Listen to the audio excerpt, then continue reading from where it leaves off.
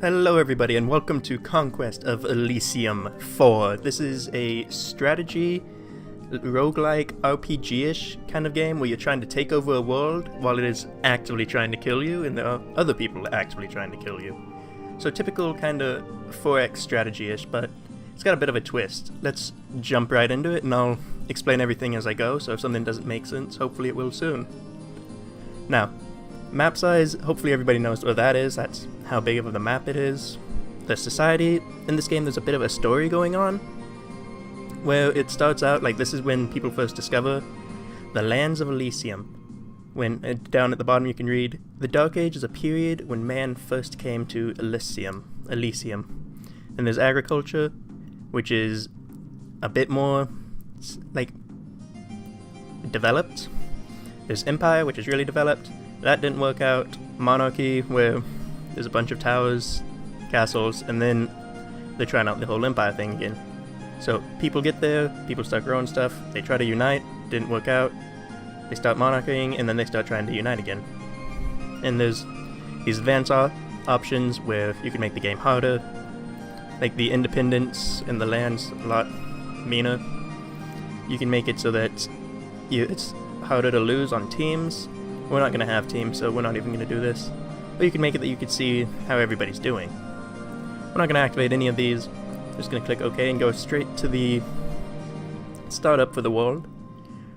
I like to play... We're going to play on Butler. I normally play on Jester, and I've been doing OK recently, so I'm going to try to knock it up once, but this game is not... This game is really not easy. I'm going to put there to be 5 AIs.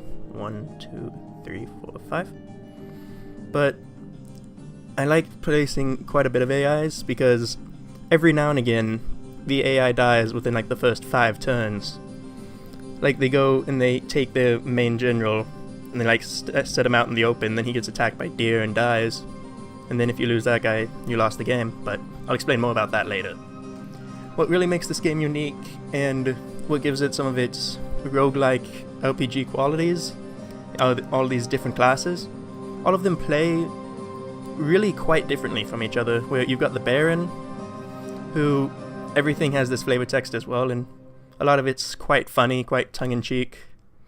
And then it also tells a lot about the world, which is like, the world itself is really strange. But anyway, there's this guy, he starts out with a castle, bonus gold, bonus iron, and he also gets soldiers every year, and he can raise levies. There's the illusionist, who gets a palace. He collects gems, which is something that the Baron does not get, and he can use those to perform rituals. The druid collects herbs from jungles and forests, and he can use those to perform rituals, and all of his units are stealthy in forests. And everybody has these like different kind of unique things about them. Like this guy has a really tough leader, however they have hampered combat, and some of them have different tools, different resources that they require, like the gems and such. I am going to play as the... I'm going to play as the Dwarves, because the Dwarves in this game are really quite odd. They're not the Lord of the Rings kind of dwarves that you're used to, like the regular fantasy dwarves. They have a queen, which is the only female dwarf, and she gives birth to the rest of them. They also have like a hive mind kind of thing going on, and they're just really odd. But anyway, she gives birth to new dwarves every month. You upgrade them with iron. You can use diamonds to scry for new mines, runesmiths, councils, all that good stuff. You can read the story if you want, but this playthrough, we're going to go for the Dwarves. And we're going to click the unique random player, so there's no 2 of the same class. And we're going to jump right into the game. Right into the game. I'm sorry, my voice is a bit off. Now then, a name for the queen.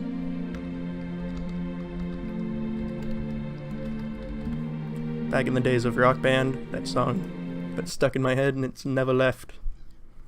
Alright, so we start out in a Dwarven city. At the very bottom you can see that it is indeed a Dwarven city, We get 3 gold from it, 3 iron from it. We get 2 diamonds, 1, I believe that is an emerald. The shield means that,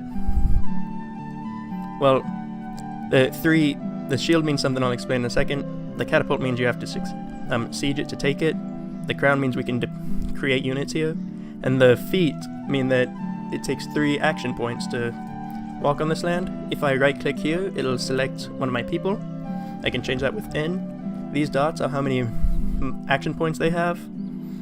Pretty much everything in this game takes action points. Like moving on this would take 3 action points. Moving here would take 1. Here would take 3. I can use special powers, which will take action points. But to explain what the shield is, if I right click again, I go into this view where I can see what my units are and what the terrain's like on this area. Here we have this wall, which is what the shield is. The people up here, 1 shield means that they've got like 2 times more defense, I believe. So you want to be defending on places with shields and be careful when you're attacking them. But these are my units. I can right click on them. Everybody has their own stats, like this person, the Mississippi Queen, gives us bonus gold, bonus iron. She spawns monsters, which are dwarves. She's really good at moving on mountains, but she can't actually move. But every unit has these different stats to them, like the strength, morale, magic resist. It affects how much they get hit from magic. Armor literally negates damage. So if you have 1 armor and you take 2 points of damage, you only take 1 point of damage. XP, your units can level up at the times listed below. And then she can also cast spells, which they do at random. In battles, you don't actually control the units. You just set up the armies and throw them at the other guy's armies and hope that everything goes well and your wizards decide to focus on attacking the other people instead of buffing everyone with magic resist, like 1 at a time, when none of the enemy has magic. But yeah, all of the units have these different things, like dwarf workers 5, 0, and then regular dwarves have 2 armor.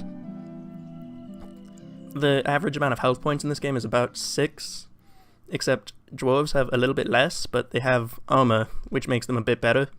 And they also do a decent amount of damage at 1 range, and then range is how far away they have to be, so these guys can only attack people right next to them. And initiation is who attacks first, so if I'm fighting a guy with 2, then this guy would go first. But for now, that's pretty much all we need to know about that screen. There's those over there. We have our units, which we can select. The Dwarf Queen is able to do some special things, like pretty much every class has somebody that can do these. I can sense minds, which you right click and it tells me what those do, and it takes 1 action point. All of these do, except for this one, which takes 3.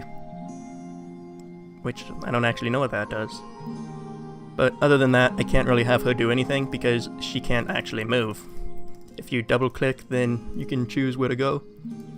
But right now, what we're going to do is we're going to take this guy and load him up with a bit of a exploration force, which is going to be all of these dwarves. How you do this is you click on your guy, transfer units, select who he wants. You can double click to select all of that kind.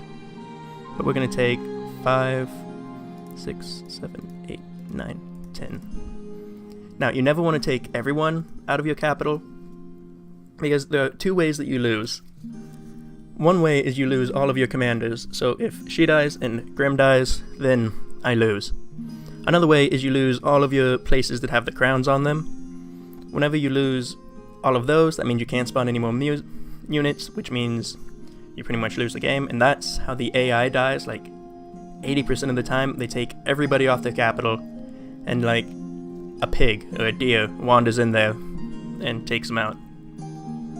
So we're leaving behind a few people, but we're taking most of them, except for them, and the queen's gonna stay here, and hopefully she's gonna start spawning more. In fact, 1, 2, 3, 4, 5, 6, 7. So right now there's 18 people, but we're gonna take this guy and move probably to attack this ancient temple, because there's only 1 slinger and 2 bandits. By the way, on society I chose random, so I don't quite know what to expect here. There could be a lot of development, there could be none.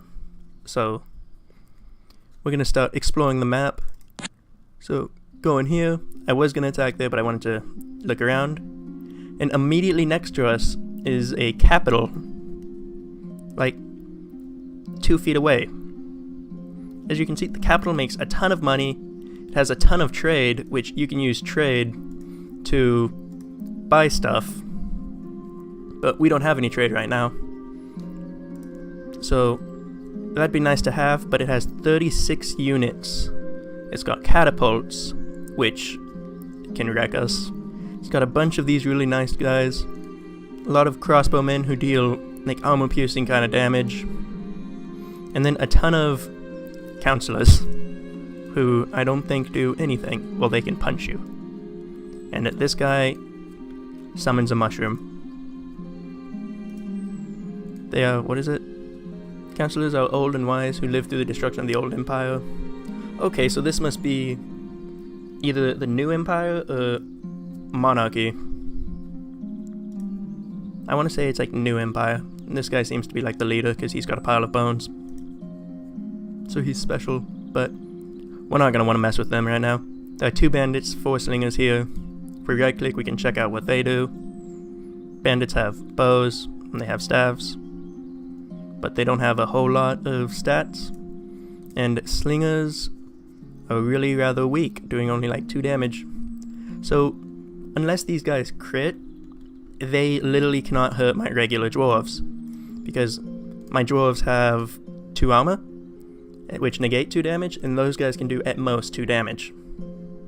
So we're going to take the village over, because the village gives us 3 gold a ton. So we're going to go attack that. Now, that immediately uses whatever we haven't used, and we have to wait till next turn to move with him again. Now, what we can do is we can still recruit units at our Dwarven city, which you can only do like 1 thing of recruitment at a time. So if I were to recruit dwarves, then I couldn't recruit anything until next turn. However, I don't have enough iron yet. We're making 6 iron a month. Oh yeah, because you double the local iron bonus, and we get 3 from here. She also doubles gold bonus, so that's really good. However, we're going to want to find another iron thing, which iron is pretty much made at any mines, gold, silver, and whatnot. But we're attacking this village. We've seen kind of what's around us. We still have a bit of a defensive force here, and I believe we're going to end our turn for the first turn of the game. Now then, I have it set up to have battle reports. I'll put it in the description below how you do that, because generally it tries to show you every single battle, but that can get kind of repetitive. But we're going to view this battle. We're going to pause. What happens here is this is the siege round. Neither of us have siege equipment or are sieging, so this does nothing. But if you're attacking a city and you have catapults, then your catapults will fling rocks during those 15 turns. However, like I said before, I can't really control my units. They kind of go off and do their own thing, and I can see how it goes. Like, these guys are actually getting hurt by slingers. Which, let's pause for a second. The slinger attacks with a shielding. Shield parry reduces damage by 1. Dwarf takes 1 point of damage. I could have sworn that the armor would reduce that. Incoming damage is reduced by armor value -1. Oh, okay. So it would be 2 minus 1. So it's only 1. Alright. Carrying on, we lost a dwarf. They only have their slingers left. Whenever you have ranged units like this, you want to get your people up next to them, because that ties them up. They can't use ranged attacks anymore. But we won that battle, and it was kind of costly, unfortunately, because we don't have any ranged units of our own right now. However, let's see here. Yep, there are now 7 dwarf workers, so that means we've gotten an extra little guy. So what we're going to want to do is, I think we're just going to want to take over a hamlet. We don't get anything from swamps, so fighting these monster toads is not necessary. Plus, it doesn't seem like a good idea, because enemy units attacking this in melee will be poisoned. These guys could pretty much take over take out our entire army, just because they have 62 health. The monster toads are the largest and strongest of the toads. They're also the angriest of the toads, because despite their size, they are not very colorful, and they don't like being reminded of this. Well, alright, we're going to attack there. We can actually recruit some outdoor dwarves, which aren't as fast. However, they can move in snow well, or they don't have as much armor. They can move in snow, and they can move well on mountains, and they have crossbows. But every so often there's a bad egg in the hatchery, so dwarves are hatched from eggs. Which again, they're kind of weird, because these ones are also not a part of like the hive mind the rest of them have. But I feel like I want to take a few of them, so that I just have some ranged units, even though I only get 2 from this. Whereas from here I'll get like 5 of these guys. But do I want to save up for these guys instead? Because they deal a ton of damage at a long range, but they also have to take a turn to reload. However, these guys have to do that too, but they have a shorter range. There's only 2 of them. I think I'm going to wait for the obelisks. I could also get another dwarf commander, but I don't quite need one right now. So we're going to attack that and end our turn. And right away there's another player, and he just stole my village. How dare he? Let's see how this goes. Oh. Oh, there goes another dwarf. Man, I'm getting absolutely wrecked despite all this armor. Anyway, who are you? You are a cultist. He has void magic, which that's all we know about it. We don't know what spells he can use. So he can honestly be quite dangerous. The strength of a cult honestly depends on the good number of cultists prepared to perform necessary sacrifices. Alright, so this guy is from the group of cultists, and he came from over here, which means they're over there somewhere. I have 9 units versus his 5. The question is, could I take him? Because I could probably tear through these guys easily enough, but depending on what spells this guy has. There are some spells that are really powerful. They can just undo an entire army. But we're gonna go for it, because he took our village, and we want that back. It's giving us all 3 gold a month. And you can see what season it is here. Every like spring, summer, winter, and fall, not in that order. In winter, usually everything is snowy unless except for like deserty places. Snow generally slows people down, except with dwarves, we have snow move, so it's not going to slow us down. So yay. But so whenever tundra normally takes 2 moves, dwarves can move through it through 1. But we're going to end our turn here and hope we do good. Let's see.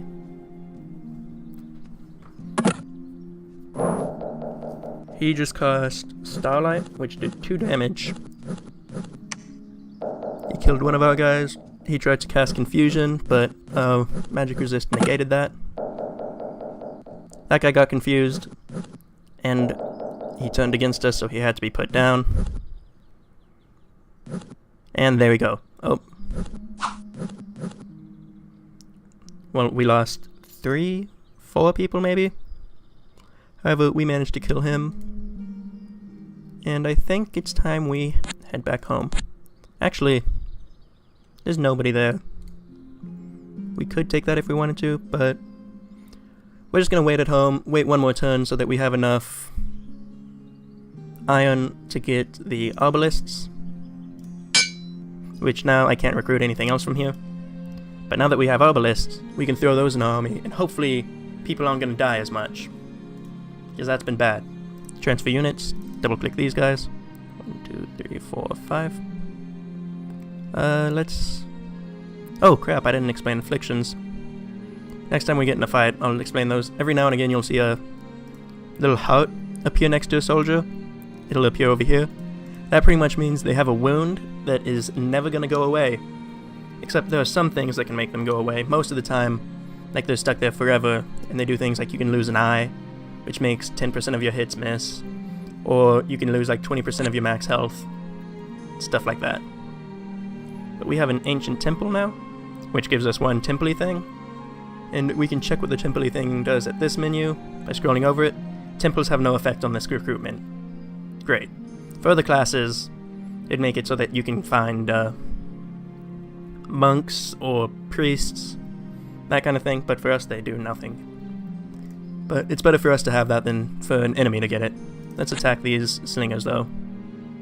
And these hills, there's a wolfkin, which looks like a goblin riding a wolf. Well, alright. We still can't do anything with the mother here. Did we lose a dwarf? There's only 5 now. Oh crap. If that frog attacks our city, I'm pretty sure they can beat it.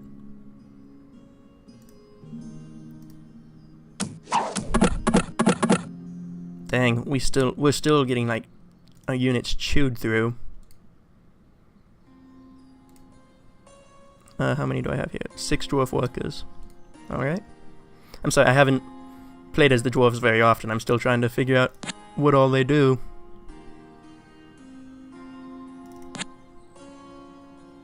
If you have, like I had 1 movement there, and that generally costs 2. It'll cost 3 because it's snowy, but because I'm dwarves, I think it'll only go down to 1 because I have hill move and snow move. However, if I tried to walk into a forest, which takes 2 moves, and I only have 1 blip left, then I could move into there, but next turn I'd only have 2, so I'd be borrowing a move from the future, if that makes any sense. But right now, we're attacking that. We're still only making 6 a turn, which 6 a turn is good, but it could be better. And we're getting a lot more gold, except dwarves rely a lot on iron, so hopefully we're going to find some of those soon. Let's see how the hills battle went. I don't think they have any range, so we should destroy them, yeah. There we go. Now, mountains are a good thing to be around, because usually there's iron somewhere around here, but we found an iron bog, which, that works. Let's recruit some... Ooh, we could get a ballista. You know what? I think I'm gonna start saving up to get a second army. So we'll get another commander here, Gunlog.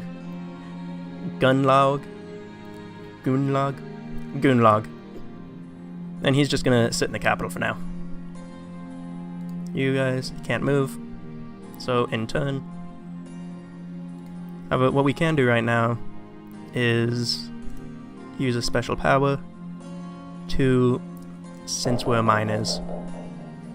Which, what that does is it detects a mine anywhere in Elysium. So that doesn't guarantee it's going to be near us. In fact, hey, this one's actually quite close to us, and it's a silver mine. However, there are these guys here who have a ton of health. Then there's also these guys here who have a ton of, not a ton of health, but do a ton of damage. And are surrounded by these littler guys. So I think pretty much the further away something is from your city, and the more it's worth, the more well defended it's going to be. But usually it's worth it to attack once you can get enough units. I don't have enough units yet. So we're going to attack here. Here is a brigand layer, which enemies just spawn from there, and I don't think we can do anything about it. We can step on it, which hopefully will stop it, but there's snakes here too. Which, what these guys will do is, once I leave this iron bog, they could go over and like stroll on top of it, and then it's theirs. Like, I could be getting 1 iron a month from here, but if the snakes decide they want to step on it when I have no units there, it's theirs now. There's nothing I can do about it except for come back and maybe kill the snakes. In fact, I'm just gonna kill the snakes. Hey, here's some dwarves. 7 dwarf workers. How many do I have in my army? I've only got 3 left. But now we're getting an extra iron a turn, I think.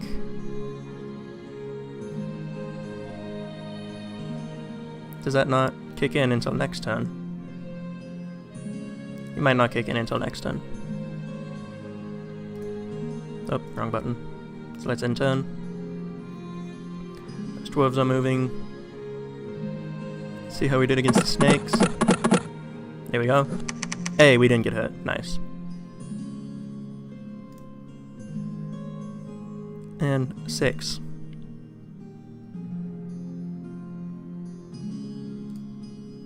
Why only... So you get it by 100%, so that would make it 6. This should make it 7. Currently 0 income a month. Why is that? Is it because it's spring? That doesn't make sense.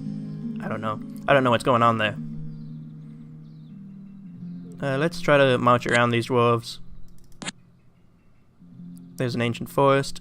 Here is a great boar, which is a pretty decent boar. But everything in this land is like trying to kill people. Like the boars are dangerous, snakes are huge, deer hunt in packs. It's just crazy. However, we've got 20. That is enough to recruit some dwarves. Which I'm going to do. Right now, I don't need like super high quality units. I need a lot of them though, so that I can start expanding. And unfortunately, this group is not able to find me much place to expand to. We don't want to get on the ancient forest because that spawns a lot of forest monsters, and we can't do anything with them. But who are you? You are a bishop and a bunch of spearmen. Halberds. They have decent armor, a lot of attack. Do I have any ranged units in here? Like outdoor dwarves? Dwarfs? No, I don't. If I had ranged units, I'd go out and attack them. But I don't, and this guy has spells once again, so I don't want to have to send an army out there just to get it killed. So I'm just going to end turn right now.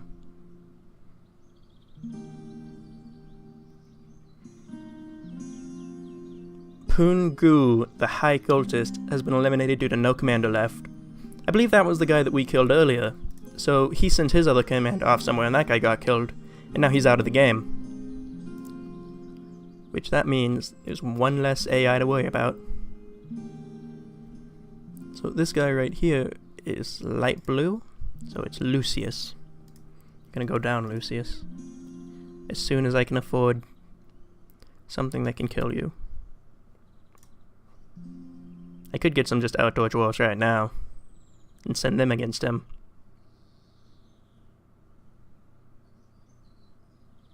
It's only 2 though.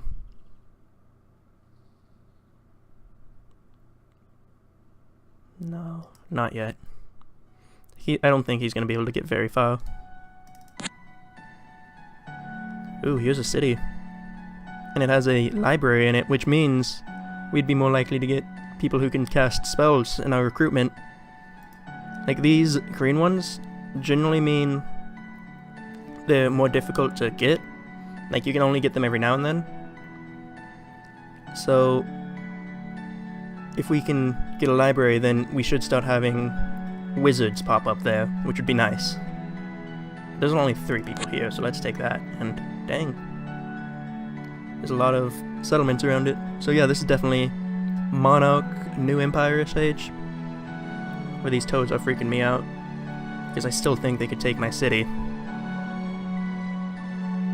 And now we end another turn. He heads off in that direction. And let's see how we did here. We lost a guy. Getting picked off one by one. I might need to send this army back home, honestly.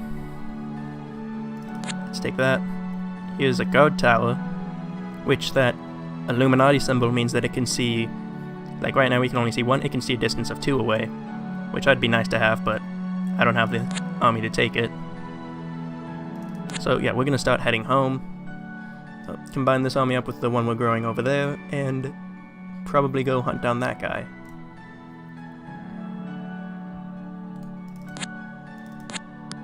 In the beginning... Oh, crap.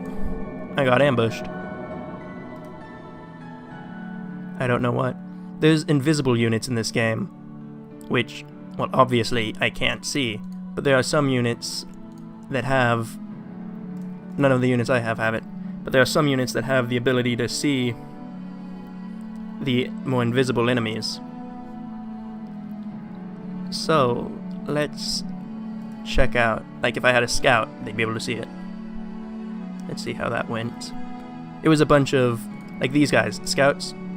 They have acute senses, which they can see stealthy units, and they're also stealthy units. So a bunch of brigands just ambushed me. However, like this right here, that's an affliction.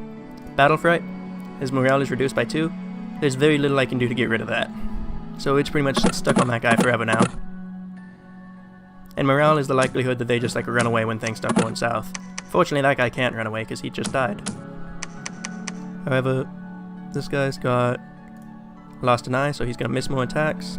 And then this guy also got a chest wound, which means he has less max health. Man, they were just shooting to wound. But we survived, and Autumn is here. Let's keep heading back for now. Somebody took my iron bog, which I wasn't really able to use anyway. And unfortunately, that is going to have to be it for this episode. This game, once again, is Conquest of Elysium. I got it on Steam on sale for like $10. I think normally it's $25. I find it to be a lot of fun. It's very challenging, extremely luck-based at times, where depending on what's around you, you can either thrive or just like die off within the first 10 or so turns. But I kind of like that about games, where like you can start out in a really difficult position and just kind of try to claw your way out. I've never done that because I'm bad at games. But regardless, it's a lot of fun. I would highly recommend it if you can catch it on sale. But thank you all very much for watching. If you want to see more of this in the future, please let me know, and I'll probably release a couple more episodes again, because I do very much like this game. And yeah, I've been archiving. Thank you for watching, and I hope you have a good day.